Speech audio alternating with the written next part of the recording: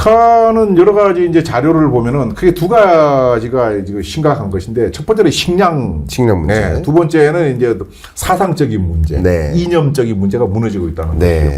식량 문제 같은 경우에는 우리가 알다시피 그 뭐 탈북하고 이런 그 탈북민들 얘기 들어보면은 제대로 먹는 경우가 거의 없잖아요. 네. 평양만 좀 제대로 먹었는데 여기도 지금 제대로 이제 못 먹고 있는 평양도. 상황이 된 것이고, 예.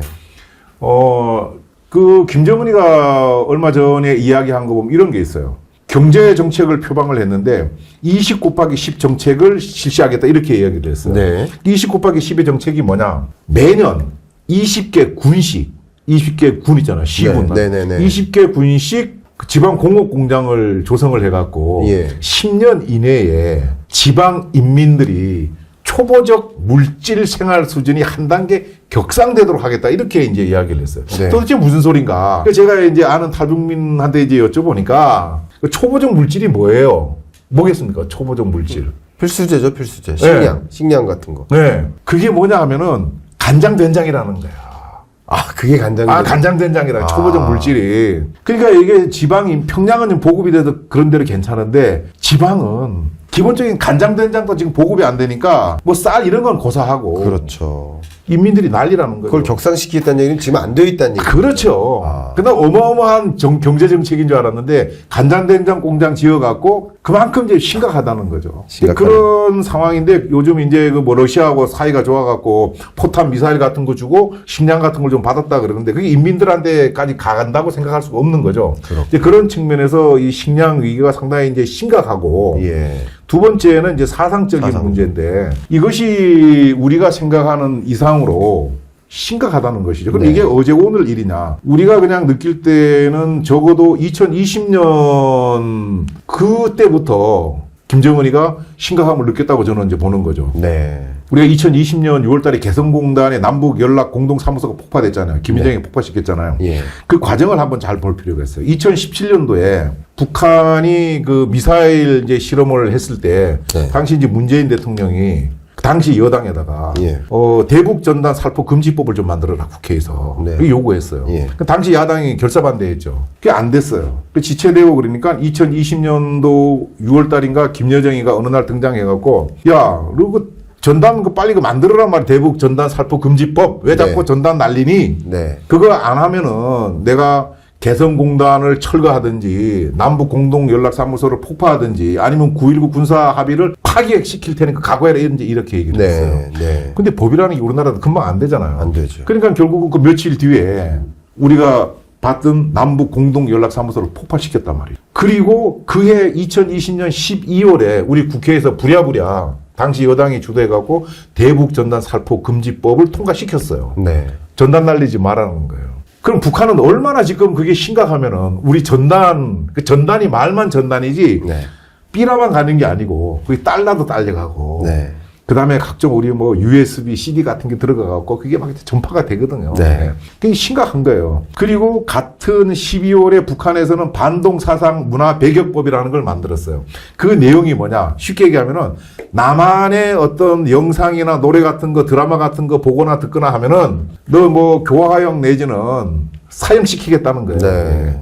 그래서 그거에 의해서 교화형을 받은 젊은이들이 그 두 명이 있었어요. 우리 올 1월 달인가 영국 BBC 방송이 어디서 이제 자료를 받아갖고 방송한 거 보면은 평양에 어떤 그 학교 운동장 같은 데에 학생들 쫙 모여 있는데 16살 먹은 학생 두 명이 나와갖고 수갑 채워갖고 끌려가는. 네. 이제 우리가 뉴스에서 봤잖아요. 그게 2020년도 이제 상황이라고 그러는 것 같은데 이미 그때부터 문제가 됐던 것이죠. 그 제목이 뭐냐. 남한 드라마나 이런 거 이제 봤다는 거예요.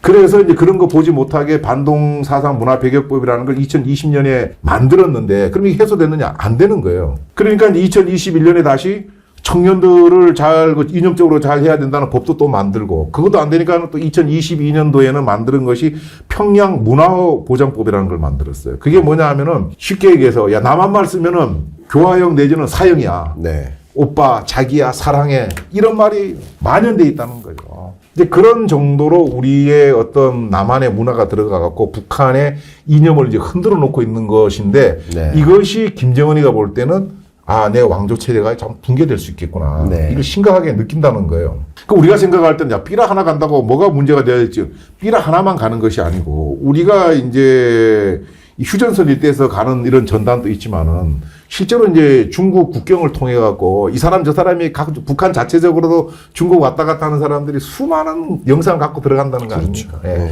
이제 그런 것이 엄청 이제 심각한 것이고 그래서 이제 김정은이가 처음에 그 정권을 넘겨받고 나서 많이 다닌 것이 우리 뉴스에서 그 당시에 뭘 많이 봤나 하면은 북한에 이제 소년단이라 그래갖고 어린 학생들 여기다 이제 빨간 스카프 해갖고 막 있는데 거기가 김정은이가 가갖고 애들한테 막 손들고 이런 게 했었어요. 네. 왜 거길 갔었겠느냐. 자기도 어린데 이 어린 학생들이 미래 자기 권력의 기반이라 생각을 했었는데 막상 이 친구들이 이제 청소년이 돼갖고는 자기 말 안 듣는 거죠. 남한 문화에 젖어 있고. 네. 나이 많은 사람들은 어쨌든 김일성, 김정일에 대한 향수도 있고 그때는 배급도 좀 해갖고 먹고 살았는데 그러다 보니까 그것 때문에 반감을 덜 가질지 모르지만은 젊은 세대들은 김정일이 때 태어났던 김정은이 때 태어났던 간에 내가 김정일이 때 태어났을 때 보니까 이미 고난의 행군을 한다 그래고 제대로 내가 득본 것도 없고 받아먹은 것도 없다. 네. 나는 김씨 일가에 빚진 게 없다는 생각을 많이 갖고 있는 거고 거기다가 남한의 문화 이런 거 보니까 세상 이런 게 좋은 게 없거든. 그렇죠. 그러다 보니까 북한이 최근에 가장 큰 의제가 뭐냐. 젊은 사람들 사상 관리 잘하라는 거야. 그래서 김정은이가 작년 12월 달에도 전국 어머니 무슨 대회인가 가갖고 내가 지금 이 사상 이런 걸 정리하려고 그랬는데 내 혼자 해서는 안 되고 어머니들이 집에서 가정교육 똑바로 시키라는 식으로 얘기를 했었거든요. 네. 그래서 그만큼 북한은 지금 먹는 식량 문제와 그 다음에 이 사상적 이 문제에서 이념과 사상 체계가 흔들리고 있어서 김정은이가 몹시 불안하다. 몹시. 자기 왕조가 무너질까봐. 그러다 보니까 남한하고 이제 더 이상 놔두면은 진짜 무너질 것 같아. 딱 이제 막아갖고 있는 것이다. 적화통일은 뭐 이거는 택도 없는 소리고 네. 우리 김씨 왕조가 무너지지 않도록 내부적 단속이나 잘해야 되겠다. 이렇게 지금 하고 있는 것으로 저는 생각을 하고 있습니다. 아, 너무 말씀 감사합니다. 저도 이제 뭐 이런 뭐 군사 안보 뭐 지정학 뭐 이쪽 분야의 전문가분들과 이야기할 때 보면 기아와 같은 그 식량적으로 굶주림이 너무 극단적인 상황까지 치솟는 네. 기아율이 얼마까지 오르면 혹은 사상적으로 얼마만큼 흔들리면 봉기가 있을 수 있고 군사 체계뿐만 아니라 아예 그 공산주의 체계 자체가 붕괴될 수도 있다라는 의견을 많이들 주시더라고요. 그런 관점에서 지금 드리고 싶은 질문이 식량적으로나 또 이런 사상적으로나 흔들리고 있는 상황인데 또 김정은의 후계죠. 김주애. 네, 김주애. 근데 이렇게 그 후계자로 재편되는 과정에서는 늘 뭔가 일이 터지잖아요. 과거에도 우리 뭐 천안함 사태나 영풍동 사격 뭐 이런 일들이 터지잖아요. 그래서 만약에 이제 김정은에서 후계 김주애로 넘어가는 과정에서 또 어떤 일들이 있을 수 있지 않을까 하는 걱정이 좀 되거든요. 어떻게 보십니까? 그때 이제 김정은이가 김정일로부터 넘겨받을 때 상황은 조금 다르지 않겠는가. 네. 결론적으로는 뭐 당장 어떤 국지전을 포함해 큰 문제는 없지 않겠는가 생각을 해요. 그러나 이제 뭐 그건 알 수 없는 것이긴 하지만은, 예. 김정은이가 이제 김정일로부터 권력을 승계하고 하는 것을 3년 채 안 되게 이제 승계를 했어요. 상당히 불안했어요, 본인이. 네. 그런 과정에서 이제 김정일이는 네. 김일성으로부터 권력 승계를 한 30년 동안 했어요. 지도자 수업을. 예. 북한에서 대학 나와갖고 거기에서 말단으로 시작해갖고 쫙 올라가면서 여러 가지 다 자기 인맥도 구축을 하고 했는데 네. 어느 날 갑자기 이제 김정일이가 쓰러졌단 말이죠. 네. 그리고 나서 후계자를 해야 되겠다 싶어서 이제 이 사람 저 사람 안에 언급이 됐다가 이제 김정은이로 최종 낙점이 됐었는데 네. 그러다 보니까 김정은이는 3년이 채 안 되는 기간을 이제 권력 승계를 했어요. 네. 그런 과정에서 어떤 뭐 힘을 좀 실어주기 위한 차원에서 여러 가지 뭐 도발을 하고 뭐 이렇게 했다가 이제 우리가 평가를 할 수 있는데 네.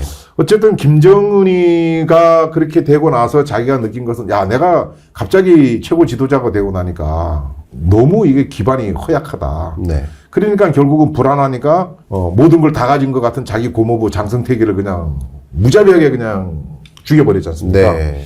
그리고 이제 군부를 딱 장악하기 위해서 우리나라로 얘기하면 참모총장이나 국방부 장관을 뭐 사흘 도리로 그냥 이렇게 네. 이제 바꿔버렸단 말이죠. 그러니까요. 예, 예. 근데 그렇게 한 것이 결국은 어떤 그 권력에 대한 누군가 이제 대항할까봐 이제 그랬던 것인데, 그러다 보니까 본인 이제 건강도 있을 것이고, 그래서 이제 김주애를 어린 나이지만 조기에 이제 등판시켰다고 이제 보는 거죠. 그래서 2022년도에 이제 그 미사일 발사할 때인가 김주애가 그때 9살 처음 등장했을 때는 야, 우리 뭐 하는 짓이지? 이렇게 생각을 했었는데, 저게 진짜 후계자일까? 네. 이런 생각을 했었는데, 올 초죠. 우리 국정원인가 거기에서, 뭐, 후계자인 것 같아, 이제. 뭐, 다른 자식도 둘이 더 있는데, 김주애인 것 같아. 이런 식으로 이제 얘기를 했어요. 이제 그것이 결국은 김정은이가, 지금 젊은 세대들이 이념적으로 흔들리고 하니까, 지금부터 미리 준비를 하지 않으면은, 김주애가 제대로 이 권력을 승계할 수 있겠냐는 의구심을 갖다 보니까 2022년도에 조기 등판시켰다고 저는 이제 생각을 하는데, 그렇게 하면서, 야, 잘 봐라. 이 북조선은 어쨌든 우리 백두혈통이 하는 거야. 김주애가 백두혈통이다. 이렇게 해서 지금 계속 끌고 다니고 이제 있는 것인데, 지금 당장은 뭐 김주애가 사실은 뭐 나이가 이제 11살인데, 개인적으로 보면 좀 불쌍하죠. 솔직히 그 나이에 이제 그런 아버지 밑에서 그런 걸 해야 되니까, 인간적으로는. 네, 어쨌든 뭐 본인의 숙명인데, 근데 김정은이가 지금 당장 뭐 김주애한테 뭘 넘겨주고 할 수 있는 그런 단계는 아니라고 이제 보는 거죠. 그러니까 그걸 뭐 구축하기 위한 어떤 뭐 도발, 이런 것은 없지 않겠는가. 네. 그럼에도 불구하고 김정은이의 속내는 우리가 알 수 없는 것이고, 그렇죠. 그건... 김정은이가 내가 먼저 전쟁을 일으키지는 않겠지만은, 네. 만약에 대한민국이 우리 북조선의 영토, 영해, 영공을 0.001mm라도 침범한다면, 네. 그때는 완전히 이제 하겠다. 이렇게 얘기를 했단 말이죠. 그런 걸로 볼 때 뭔가 내부적으로 내부적으로 어떤 단속이 필요하다든지, 북한이 내부적으로 어떤 단결하는 모습을 보여줄 필요가 있다 그러면은 뭔가 또 꼬투리 잡아갖고 우리한테 이제 국지적인 도발은 할 수 있겠지만, 그것이 어떤 권력 승계를 위한 그런 것보다는 뭔가 이제 국면 전환을 위한 그런 것은 항상 우리가 염두에 둬야 되고, 네. 그 가장 우선시되고 위험한 곳이 이제 우리 서해 NLL 지역이죠. 예. 그렇겠네요. 예. 육지에서는 휴전선이라는 게 있고, 네. 완충지대가, 비무장지대가 있는데, 예. NLL은 금이 있는 게 아니잖아요. 그럼요. 그러니까는 그거는 갖다 붙이기 나름일 수도 있기 때문에, 예. 그런 측면에서 국지도발 가능성은 있지만은, 어떤 권력 승계를 이유로 해갖고 어떤 하는 것은 아니지 않겠는가, 뭐 그런 생각입니다. 네. 말씀 감사하고요. 저도 그 군대에 있을 때, 물론 전 동해시가 이제 해군 일하는 거잖아요. 예.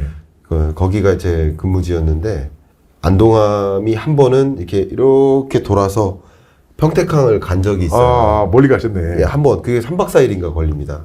갔는데, 그 NLL을 지나니까, 저도 되게 긴장되더라고요. 되게 그러니까 왠지 모를 그 긴장감 있잖아요. 그러니까 어떤 정권 승계 과정에서 그런 어떤 도발 가능성도 우리가 좀 뭐 고민을 해야 되겠다. 네. 뭐 이런 것들도 대응 체계를 미리 강구해야 되겠다. 이런 생각을 할 수 있을 것 같습니다. 마지막 질문을 좀 드려보도록 하겠습니다. 네. 어쨌든 우리가 북한 주제를 다뤘고, 그리고 안보나 위협에 좀 걱정이 되는 요소들이 어떤 것들이 있을까를 좀 알면서 우리가 좀 더 잘 대응할 수 있는 그런 상황이 되니까, 그래서 여러 가지를 말씀드렸는데, 결론적으로 이런 질문 드리고 싶습니다. 북한과의 전쟁 가능성 어느 정도 있다고 생각하십니까? 전쟁은 영원히 없이 이렇게 분단된 체제로 갈 것이냐, 아니면 한번 전쟁이 일어날 수도 있다고 보시는지, 이 부분 가장 궁금해하실 것 같습니다. 일단 당장 무슨 그 전면전이 일어날 가능성은 뭐 없다, 이렇게 네. 뭐 대부분 그렇게 보고 있고, 저도 이제 그렇게 봅니다. 네. 우리가 이제 전쟁을 하려 그러면은 이 전쟁을 하루 이틀 하는 게 아니기 때문에, 그럼요. 국가의 사활을 걸고 하는 거잖아요. 예. 준비가 잘 돼 있어야 되는 거예요. 우리 러시아가 우크라이나를 쳐들어갈 때 3일이면은 우크라이나가 항복할 거라 그랬어요. 네. 지금 2년이 지났잖아요. 네. 예. 그런데 우리가 강국이라고 생각하고 있던 러시아가 포탄이 부족해갖고 세계에서 가장 못 사는 나라 중에 하나에 북한이 와서 빌려가고 있잖아요. 네. 전쟁이라는 그런 거거든요. 그렇죠. 그런 측면에서 그러면 북한이 전쟁을 할 준비가 돼 있느냐. 우리가 전쟁을 하면은 지금 갖고 있는 무기나 장비만 갖고 싸우는 것이 아니고 계속 해외에서 무기나 장비 또 그 여러 가지를 들여와야 되거든요. 그렇죠. 경제가 있어야 되는 거예요. 그렇죠. 전쟁도. 경제가 뒷받침이 돼야지 전쟁에 이길 수 있는 건데 그렇죠. 북한의 지금 어떤 그 경제적 능력이라는 것이 예. 전쟁할 상황이 아니라는 거죠. 그렇죠. 예. 그 다음에 군사적인 측면에서도 전쟁을 하려 그러면은 152mm 포탄 300만 발을 러시아에 주면 안 되죠. 거기다가 그 미사일 같은 것도 깨줬다 그러잖아요. 예, 주면 안 되죠. 그래서 그런 걸로 봤을 때 예. 당장 전면 전쟁을 일으킬 수가 없고, 그리고 전쟁을 하면은 러시아나 중국이나 누군가 북한을 뭐 좀 도와줘야 될 거 아니에요. 네. 근데 그런 측면에서는 김정은이도 이 요즘 상황에서 중국이나 러시아가 자기를 도와줄 수 없다는 걸 잘 알 거예요, 누구보다도. 네. 왜? 일단 러시아는 자기 코가 석자잖아요. 말이 안 되는 거지. 네. 우크라이나 해결이 안 되는데 무슨 그럼. 여기 전쟁 안 되는 거예요. 안 되죠. 그럼 중국은 어떨 것이냐? 중국은 사실은 최근에 보면은 그 북한하고 좀 소원한 관계에 있는 거죠. 그러니까는 어떻게 보면은 김정은이가 이제 러시아에 좀 밀착하는 듯한 모습을 보이고 있는데 저는 이렇게 봅니다. 러시아 같은 경우에는 구소련이 망하고 나갔고 그 이제 평범한 나라로 돌아가다가 푸틴이라는 일종의 이제 그 뭐 우리가 봐서는 괴물이죠, 어떻게 보면은. 네. 나타나갖고 독재 체제가 비슷하게 들어가면서 지금 이제 그 강국을 만들겠다는 생각을 갖고 뭐 전쟁도 일으키고 이렇게 하고 있는데 누구 눈치도 안 보죠. 그러나 중국은 제 생각에는 지금 미국과 G2 이제 경쟁을 하고 있는 상황에서 경제적인 것을 대단히 중요하게 생각하고 있다는 것이죠. 네. 예. 네. 러시아보다는 훨씬 그렇다고 저는 봐요. 그렇다 그러면은 중국이 예를 들어서 뜬금없이 북한 전쟁하는 걸 도와준다? 전 세계 나라들이 경제적으로 중국을 또 경제제재를 가할 거 아닙니까? 중국이 살 수가 없죠, 그러면은. 네. 다시 저 옛날 등소평 이정 시대로 돌아가야 되는데 그 쉽지 않을 것이다. 그렇군요. 그래서 중국은 나름대로 국제 공급망 속에서 지금도 이제 많은 나라들이 중국으로부터 국제 공급망 빠져나오고 있지만은 네. 그럼에도 불구하고 중국은 어떻게든 그걸 좀 유지하려고 할 텐데 북한을 중국이 도와주는 순간에 그 국제 공급망에서 대부분 다 중국으로부터 벗어나지 않겠는가. 그렇겠네요. 중국이 그걸 받아들이기 쉽지 않을 것이다. 그렇군요. 그런 측면에서 북한이 지금 당장 경제적인 측면, 군사적인 측면, 외교적인 측면에서 전면 전쟁을 일으킬 가능성은 좀 희박하다. 그렇군요. 그러면 이제 우리는 이제 어떻게 해야 되는 것인가? 전쟁이 영원히 안 일어나는 것인가? 네. 안 일어나는 것이 가장 바람직하고, 네. 이제 뭐 통일이 어떤 형태로든 간에 이제 요즘 젊은이들은 설문조사하면 통일 왜 하냐? 우리끼리 그냥 먹고 살기도 힘든데 통일하지 말자는 의견이 많은데, 네. 어쨌든 우리가 헌법을 바꾸지 않는 한은 통일이 돼야 되는 거죠. 우리 헌법에 한반도의 영토는 한반도와 그 부속 도서를 한다고 명확히 나와 있기 때문에 헌법을 바꾸지 않는 한은 이제 우리가 통일을 해야 되는데, 그렇다고 뭐 조바심을 갖고 저는 통일할 필요는 없다고 생각을 하고, 우리가 혹자는 이렇게 이야기하죠. 젊은 분들은 통일하지 말고 북한은 북한대로 우리는 우리대로 이렇게 살아가면 되지 않느냐 하는데 그 말도 뭐 일리가 있죠. 있지만 헌법이라는 게 있기 때문에 우리가 이제 통일을 이제 생각을 해야 되는 거고, 우리가 통일하는 것이 그렇게 쉽지는 않을 거라고 이제 생각을 또 합니다. 개인적으로. 네. 중국이 북한에 이제 어떻게 보면은 가장 큰 영향을 미친다 할 수 있지만은 최근에는 이제 러시아하고 이제 밀접 관계가 있잖아요. 근데 그거를 떠나서 중국 입장에서는 남북한 통일되는 것을 북한보다 아마 더 싫어할 거예요. 어떻게 보면은. 그럴 수 있죠. 예. 네.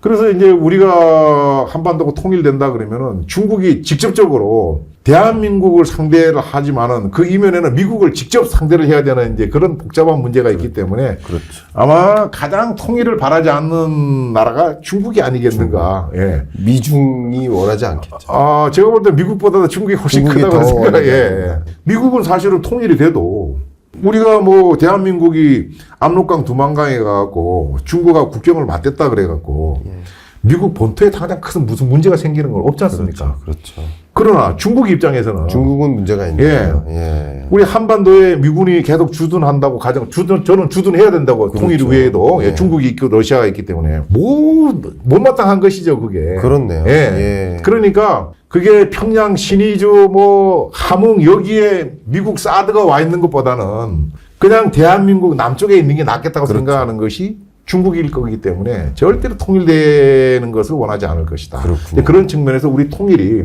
쉽게 그렇게 되지 않을 것 같으니까 너무 급하게 이렇게 생각하지 말고 서서히 우리 문화를 계속 침투시켜갖고 북한 자체적으로 내부에도 붕괴되도록 하는 것이 사실 어떻게 보면 총 쏘지 않고 예.